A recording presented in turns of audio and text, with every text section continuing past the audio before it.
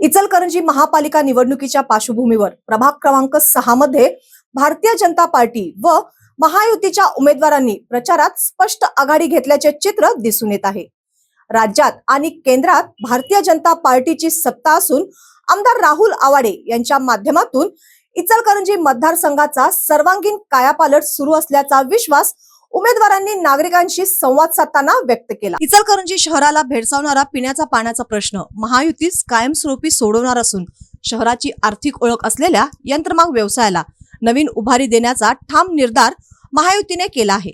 मागील अनेक वर्षाचा प्रशासकीय व लोकप्रतिनिधी म्हणून अनुभव आमच्या पाठीशी असल्याने महापालिका निवडणुकीनंतर प्रभागाचा कायापालट निश्चित केला जाईल असा विश्वास उमेदवारांनी व्यक्त केला। महायुतीचे उमेदवार अलका अशोक स्वामी, किरण श्रीरंग खवरे, विजया सुनील महाजन आणि विठ्ठल पुंडलिक चोपडे यांनी संपूर्ण प्रभागात घराघरात जाऊन प्रचार करत परिसर अक्षरशः पिंजून काढला। प्रत्येक घरात उमेदवारांचे नाव आणि चिन्ह पोहोचविण्यात यश आले असून भाजपच्या विकासाभिमुख भूमिकेला मतदारांची पसंती मिळत असल्याची चर्चा प्रभागात रंगली आहे। विशेषतः जय भीम नगर आणि राजराजेश्वरी नगर परिसरात महायुतीच्या उमेदवारांना उत्स्फूर्त प्रतिसाद मिळाला। येथील नागरिकांनी फुलांची उधळण करत उमेदवारांचे जल्लोषात स्वागत केले।